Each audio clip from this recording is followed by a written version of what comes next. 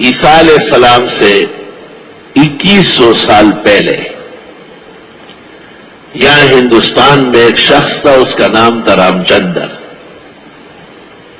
وہ ایک عورت سیتا پر عاشق ہوا، بڑی آگے پیچھے سے دوڑی لگائی، لیکن سیتا چیتی تھی، صرف سیتی نہیں تھی، چیتی تھی، اور وہ چت نہ لیٹی اور سخت ہوتی گئی۔ تو دو کبازوں نے لکھا ہے نا، فلاں تعویذ فلاں عمل، جنید بنگالی یہ وہ جیل میں پڑا ہوا ہے۔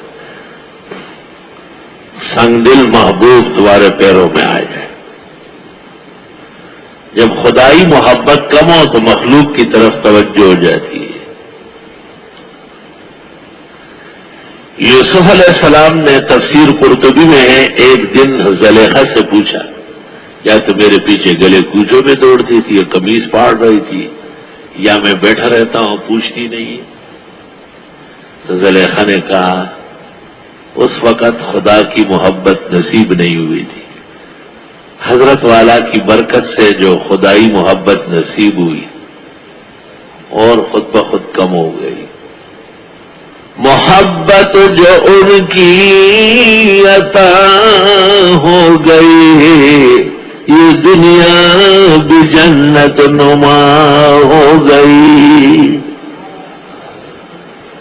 وے رکا عاشق شاہوں میں نماؤں نشان، زیدہ سے کڑمال کا خاک دبر بیابان، زیدہ سے رکا عاشق شاہوں میں نماؤں نشان، زیدہ سے کمال کا سرا ڈیرا۔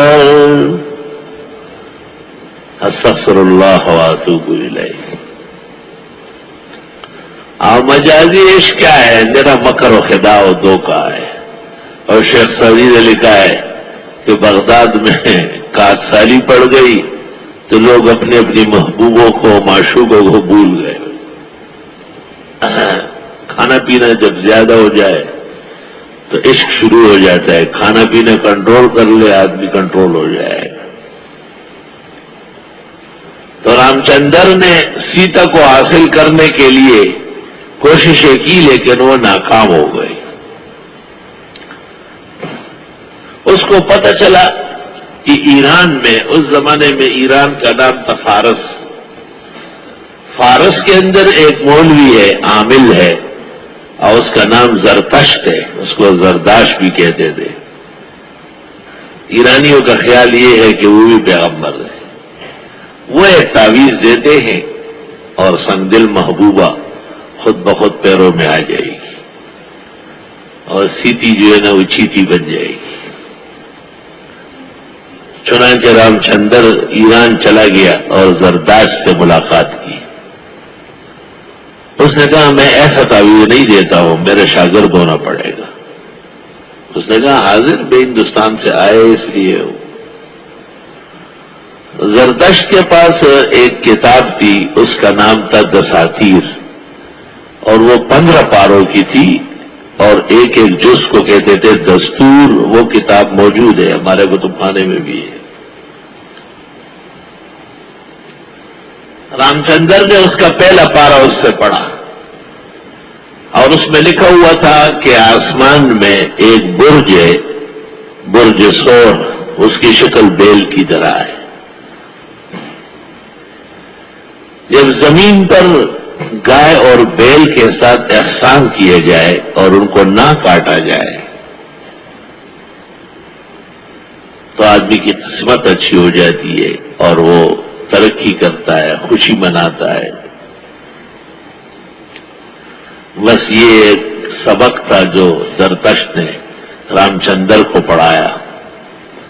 وہ واپس آیا، اس سبق کا اور کارنامہ تو چھوڑو، جس کے لیے گیا تھا وہ کام ہی نہیں ہوا، سیتی نہیں ملی اس کو آخر تک۔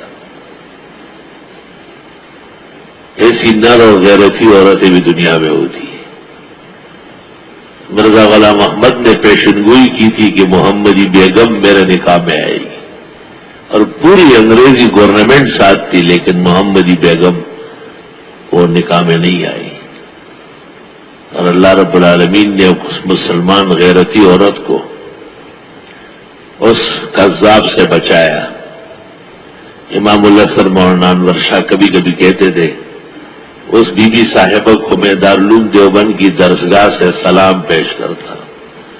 رام چندر نے سیتا کو تو بھول گئے، وہ تو نہ ملی، لیکن ہندوستان کے بدبختوں کا دیوتا بنا اور ان کا معبود بنا اور وہ ان کا پوجا کرنے لگے، اور اس کے ساتھ پھر گائے بیل اور تمام چیزیں، یہاں تک کہ بندر، یہاں تک کہ انسانی عضو، اور بہت نامناسب باتیں ہیں.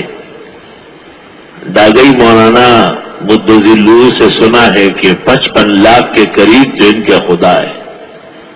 ہر چیز جو تعجب میں ڈالتی ہے وہ ان کا معبود ہے. ہر چیز جو تعجب میں ڈالتی ہے. اتنی عجیب بات. جو لوگ ہندوستان گئے ہیں ان کو اندازہ ہوگا، جب نہر سے گزرتے ہیں، دریا سے، سب ہندو پیسے نکال کے اس کو شکرانہ دیتے ہیں. سورہ بقرہ کے اندر بقرہ کا قصہ ہے بالتفصیل، اور گائے بھینس حلال جانور ہے. اسلام کی روایات کا احیاء ان سے وابستہ ہے. ہندوستان کے علماء نے لکھ دیا ہے کہ گائے کی قربانی اور قربانیوں سے افضل ہے، کیونکہ اس میں مذہب کی حیات ہے، زندگی. الحمدللہ. سورہ بقرہ یہ تفصیل ہے اس اجمال کی جو فاتحہ میں گزر گیا. سورہ بقرہ میں بنیادی طور پر 8 مسئلے ہیں. مسائل تو ہزاروں ہیں، 8 بنیادیں ہیں، اساس ہے، مقاصد ہے، اور ان 8 کے 8 مسائل کے لیے گویا سورت کا نزول ہوا ہے. پہلا مسئلہ توحید خداوندی، اور یہ ابتدائی 100 آیتوں میں ہے. دوسرا مسئلہ رسالت آپ صلی اللہ علیہ وسلم کی صداقت کا مسئلہ ہے، اور یہ 101 سے شروع ہے.